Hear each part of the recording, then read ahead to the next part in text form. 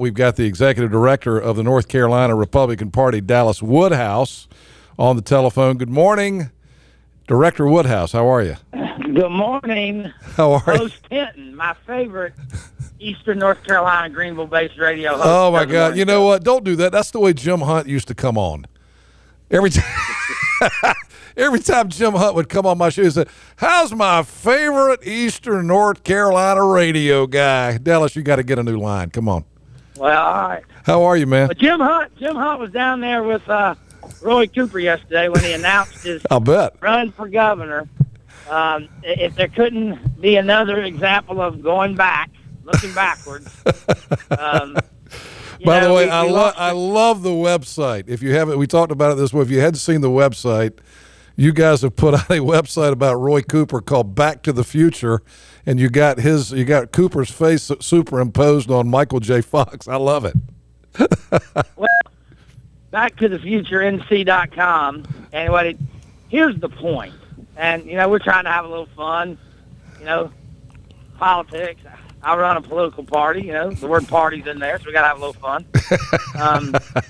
But here's the deal. I'm going to say my age on the air. I'm 42 years old. I was in 6th grade when Roy Cooper went to Raleigh. 6th grade. That was the year the movie came out. 1985 there, and I was in the 6th grade. And I've since, graduated from 2 colleges, got married, had 2 kids, spent a decade in television news, spent another 7 or 8 years working for Americans for Prosperity, did some other things, and now run the state party. And all the time, Roy Cooper has been inside the Raleigh Beltline as a part of the power elite. And look, this was the most unworthy news item that I can think of yesterday. I mean, like, everybody knows he's been running for years. But it is significant in this way, is that now the media and other folks have a job to do, and that is to treat him as the candidate he has been for a while, and to give a full and complete scrubbing and scrutiny of his 30-year record in Raleigh. And if you want to know what kind of governor Roy Cooper would be, just climb in the time machine, go back 30 years and see what he's done over that 30 years in Raleigh.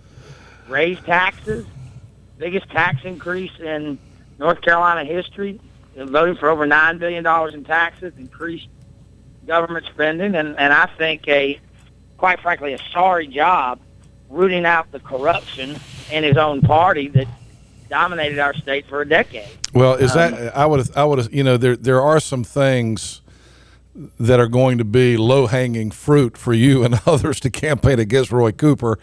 And, of course, we had the Easley Purdue years, and of course, Easley was charged with felonies and things like that.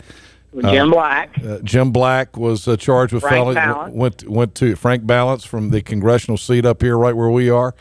There was a lot of stuff going on during those years when Roy Cooper was in there. He wasn't directly involved in any of those things, but you got that happened.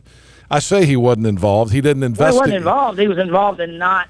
He didn't investigate those people to account. That's right. Yeah, but then you also have all the problems under Roy Cooper's watch that I think is going to be low-hanging fruit for Republicans and McCrory to campaign on with the SBI crime lab, and we have this kid Alan Gale right up here in Bertie County that was sent to prison for murder, and they found out he didn't do it. Stuff like that. Well, Roy Cooper didn't have to defend his attorney general's seat last time, and I think that issue over the SBI crime lab and his general approach, has he been, as the state's top law enforcement officer, has he been responsible in his job for when it comes to law enforcement? I mean, he hadn't come out against sanctuary cities. He has not stood up to the Environmental Protection Agency, which is causing havoc with regards to water in eastern North Carolina. He didn't stand up to his buddies in the Obama administration on Obamacare, and he supported all that. I mean, if you have a higher premium right now or have trouble with your health care system, it is partially Roy Cooper's fault because he declined to sue the federal government. You know, I mean, And we might add, other states did. Other states' attorneys general did. That's right. That's correct. And you know, and you can certainly have questions about how he, you know, whether he vigorously defended the state in other issues, and whether he, you know, represented the people's interest. But I think he has a long record that is now all open for public scrutiny, as it should be for somebody who wants to be the chief executive of the ninth largest state in the union. Dallas Woodhouse, the executive director of the Republican Party. Dallas, one of the mainstays of the Democratic Party through the years that the Republicans have been back in charge in Raleigh has been treatment of school teachers. And I think we're going to hear a lot about that in this campaign coming up. But you point, I hope so. You point out on your website. You point out on your Back to the Future NC website that when Roy Cooper was in the state legislature, that there wasn't such great treatment of school teachers. So, can Cooper campaign on that? I hope he does. I hope he does. I mean, 3 out of the last 4 years, Governor McCrory has signed in teacher raises. Now, we need to do more. You know, he has revamped the pay plan for starting teachers. You know, we did something for veteran teachers right away. Everybody knows we got to do more, but when you inherit a $3.5 billion hole, you kind of have to get people working again, getting them off unemployment, which the McCrory administration has done. I mean, the unemployment rate dropping like a rock, 203,000 new jobs. And, you know, in the 90s, as the website backtothefuturenc.com shows, Roy Cooper didn't do teachers any favors, and he did not stand up to leaders in his own party and say it was wrong when, remember, it was Bev Perdue and those Democrats who furloughed teachers and cut their pay back about 7 or 8 years ago. And where was he on that? You know, his leadership was absent. He has not led in his position. You know, our folks have, and we will aggressively expose his record and remind people that it goes back 30 years. If you want to know the governor that Roy Cooper would be, look and see what he's done. He is a blast from the past of the raising taxes, regulating, and, you know, not fighting the corruption like it needs to be. And I would just say this. He has a lot to answer for about the management of that SBI lab and the management of, you know, parts of his law enforcement job as Attorney General. And all of that is on the table. Dallas, let me ask you this. There's an organization, and we don't know who it is. It's somebody, it's not Roy Cooper's people, but it's an outside group that is now calling North Carolinians and doing what we call push polling, which is... Yeah, you made a statement there that I'm not willing to make. What's about that? Who it's not.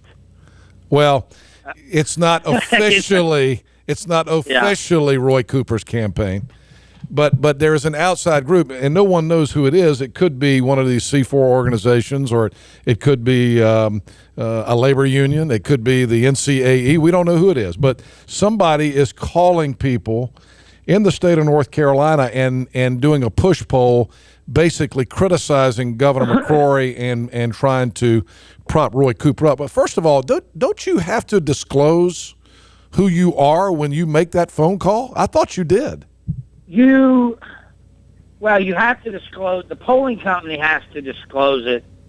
Who's making the call, and if somebody's paying for it, they have to disclose it. Right. But they're not doing that here, are they?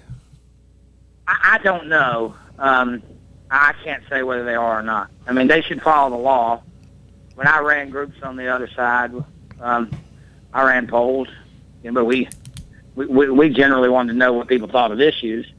I think it shows,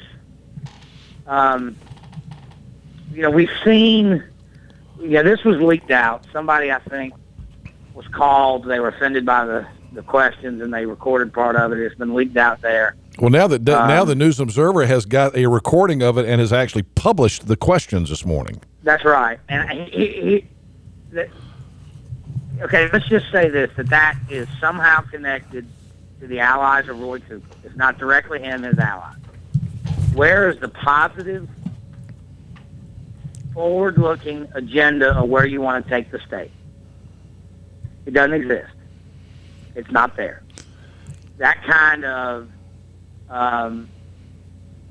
playbook shows that there's not a forward-looking agenda of where you want to take the state. Where our guys, Governor McCrory leading the way, have had a vision of where they wanted to go and what they wanted to do, including $4.4 billion in tax cuts, a revamped unemployment insurance system that has gotten people back to work faster than any other state. You remember our unemployment system was atrocious, Henry. I mean, it was among highest in the country, highest in the region. We were having long-term unemployed, which, long-term unemployed become very unemployable.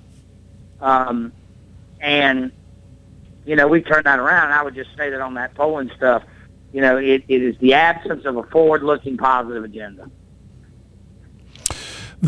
Some of the questions that they're hitting McCrory on this poll kind of unveil what I think you'll see from the Cooper campaign, saying that the governor was against borrowing money, yet he pushed for the bond referendum, which is now going to be on the ballot in March. Obviously, his record on education, the coal ash. He's been too lenient on coal ash. He steered economic job to Charlotte. Let me jump on coal ash. Yeah. 2009, the Democrats controlled everything. They had everything. Governor's mansion. They had the legislature. They had Roy Cooper as Attorney General. And I believe a lady named Pricey Harrison or somebody in the legislature made an effort to regulate and do something with coal ash. Okay? They did nothing. Roy Cooper said nothing, and he did nothing. Nothing. He has no record on it. The governor had some disagreements with the sort of appointment aspects of who was handling the coal ash commission. Some of those are healthy disagreements, sort of between branches. But our side has done something on coal ash. Their side didn't do anything for 60 years. Our side came in and is beginning to fix the problem. And they're supposed to be the big environmental party. Okay. Well, they're the party of talk. We're the party of action. Obviously, we're going to be hearing much more about this as we move forward. Hey, have you heard the other news? What's that? Janet Cowell is not going to run for treasurer again. No kidding. Yeah. So we'll have an open treasurer seat going into next year, and our party's going to aggressively identify candidates to run and have after a primary process a quality candidate to lead into the general election to capture the treasurer seat. It's an important seat, deals with a lot of fiscal issues in the retirement system, our bond rating, and so that's going to be something we aggressively pursue. And I think one of the first calls I was going to make was to Henry Hint. Yeah. When's the last time we had a treasurer from Eastern North Carolina? Let me ask you a question. As state treasurer, do you have to be able to add and subtract? You do. You do. You don't want me then? I was never very good at math, Dallas. All right, well, okay, well, I'll cross you off the list this time. Maybe McGee. McGee was pretty good. Were you pretty good at McGee? Hey, I want to ask you one more thing. We're about to run out of time. This story broke here this morning in Greenville that there's been a complaint filed on this Brian Brown seat, which I guess is not a huge surprise based on the way that thing came down last week, but Ashley Blue, who ran unsuccessfully against Brian Brown last year, was one of the two people that was going for this seat when Brian resigned. And, of course, Dr. Greg Murphy was elected unanimously And now Ashley has sent you and the party a letter saying that he wants the seat to be vacant until the March primary. Do you have an official response to that this morning? I think I'm in the Greenville paper this morning talking about it. Yeah, you are. Hope that doesn't read bad. You want me to read your answer so you make sure you don't say something different? It's a difficult issue for us. Yeah. And here's where we are. From everything I know, Mr. Murphy is a fabulous candidate and will be wonderful in the General Assembly. And this is no reflection on him. And this is no reflection on anything about the candidate he will be. And it is my opinion that I have not read the complaint, but from my understanding of the law, what is being asked for or what may be suggested in your question is not something that can be done. That this is not a statutory issue. It is not a constitutional issue. That the power rests with the executive committee of the local party to appoint a successor. And all indications are they appointed a very highly qualified person to do so. Now, I'm not making a judgment about the other candidate. I'm just saying Totally. I just don't want it to totally agree with reflect. That. I just don't want it to reflect on Mr. Murphy, who has nothing to do with the process. He's invited to come put his name forward. He has nothing to do with it. We are concerned that the process, is specifically notification, they didn't give enough notice. And this is a party matter, an internal party matter that has to be dealt with as far as, we require 10-day written notification, and we weren't able to do that. But I will say that all the parties involved seem to know. But I'm sort of the referee, and it's my job to enforce the rules. And, we have concerns here that the notification requirement wasn't followed. That will not change the fact that Mr. Murphy will be sworn in and seated and will be the new member of the General Assembly. None of that's going to change. That's going to happen. Internally, we have to deal with some issues down there about getting our folks, who are all good folks, and they had a good member of the legislature, and they just wanted to do it and get it done with. And I understand that. We have to have some conversations continuing about following the rules in what are known as the Republican Party's plan of organization, which I am somewhat in charge of trying to enforce. Gotcha. So you think this will not slow down? Statutory matter. This will not slow down Dr. Murphy being sworn in, but you're saying Dr. Murphy will be sworn in. He will become a member of the legislature. Yeah. And he will do a fabulous job. Yeah. All right. Well, we'll continue to follow that. We got to run. Thanks for your time. Always great talking to you. So I need to tear up my Hinton for treasurer sign? Yeah. That ain't going to happen, my friend. Okay. I'll talk to you soon.